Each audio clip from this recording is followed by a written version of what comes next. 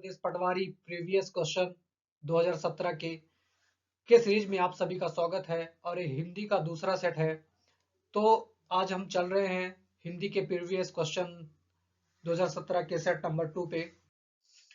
ये जो मध्य प्रदेश पटवारी police jail प्रहरी आदि परीक्षाओं के लिए जो अभी तक आए हुए क्वेश्चन है हिंदी सामान्य ज्ञान कंप्यूटर के, वो आप लोगों के बीच में ला रहा हूँ। अब काफी इंपॉर्टेंट है, आपको पता है कि क्वेश्चन रिपीट हो रहे हैं और इसी क्षेत्र से पूछे जाएंगे। जिस क्षेत्र आपका वीक है, मतलब जो चैप्टर आपका वीक है, आप उसी पे ज्यादा फोकस करिएगा। तो चलते हैं पेपर सेट की ओर। तो जो पहला क्वेश्चन है, उत्पत्ति के आधार पर शब्द के डॉट डॉट भेद हैं। उत्पत्ति के आधार पर शब्द के कितने भेद हैं? तो उत्पत्ति के आधार पर शब्द के 5 भेद हैं। क्वेश्चन नंबर 2 है, तत्सम शब्द नहीं है। घृत या चूर्ण या चंचू या कोढ़। तो ये क्या कोढ़ क्या है? ये तत्सम शब्द नहीं है। बाकी ये तत्सम है तो तत्सम नहीं है तो क्या होगा? तद्भव होगा। ये तो कोढ़ क्या है? तद्भव है। क्वेश्चन नंबर 3 है, विदेशी शब्द नहीं है। विदेशी जो मतलब अंग्रेज आया हम पे लागू किया, जो वर्ड ने उपयोग किया, तो उसमें से वो कौन सा नहीं है?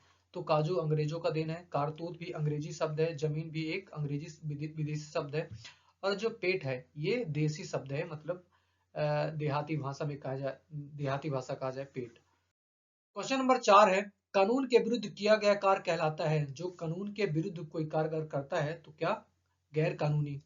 इसलिए बोलते हैं कि जैसे कुछ भी कार्य करो तो बोलते हैं कि कानून अपने हाथ में मत लो। अगर नहीं लेना है तो गैर कानूनी।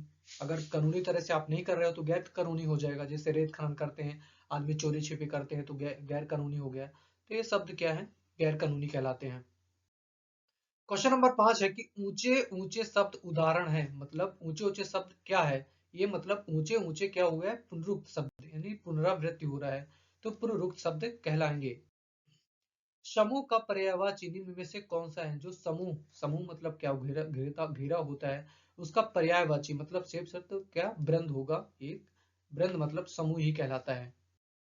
क्वेश्चन नंबर 7 है, जो पृथ्वी से संबंध है के लिए एक शब्द निम्न में से कौन सा होगा? जो पृथ्वी से संबंध है मतलब जो पृथ्वी से लगाव है उसको पार्थिव बोलते हैं। पार्थिव क्या है? पृथ्वी से जुड़ा हुआ, मतलब उससे संबंधित।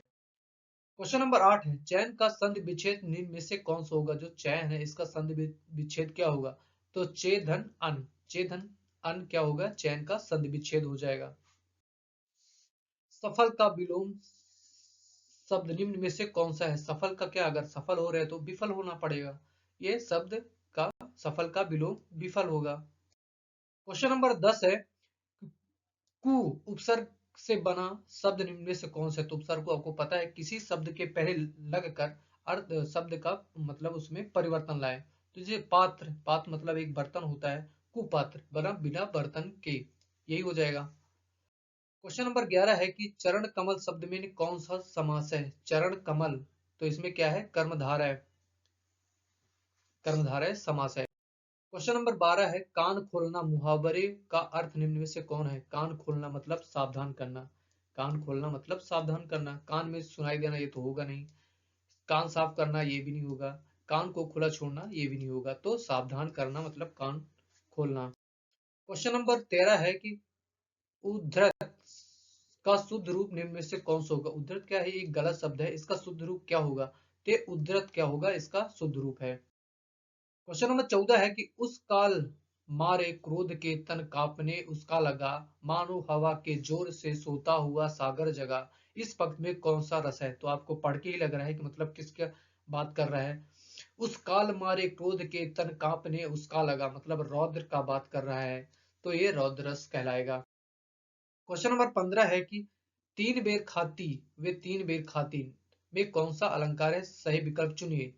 तो तीन बेर खाती मतलब यमक अलंकार कहलाएगा। यमक अलंकार का जो उदाहरण होता है कि एक ही शब्द का बार बार पुनरावृत्ति हो और उसका अर्थ अलग अलग हो, वो यमक अलंकार कहलाता है।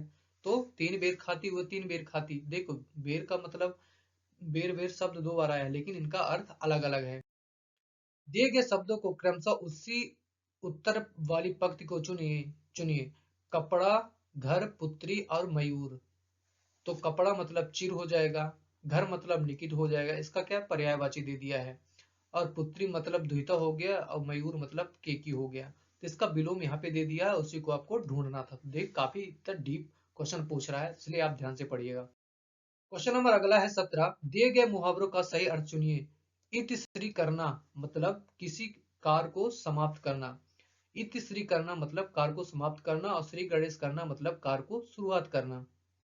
क्वेश्चन नंबर 18 है कि करते अभिषेक पयोद है, बलिहारी इस देश की, है मातृभूमि तू सत्य ही, सगुर मूर्ति सर्वेश की।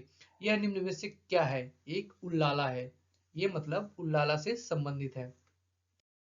क्वेश्चन नंबर 19 है विनिमय शब्द निम्न में से किस विषय की शब्दावली है? विनिमय किसकी शब्दावली है? तो ये क्या है? वाणिज्य मतलब अर्थशास्त्र से संबंधित है। विनिमय तो जीव विज्ञान में देखने को मिलेगा नहीं, भौतिक शास्त्र में मिलेगा नहीं, मानविकी तो है नहीं, तो ये वाणिज्य से संबंधित है। क्वेश्चन नंबर लास्ट है कि यथाशक्ति यथामति निम्न में से किस समास का उदाहरण है?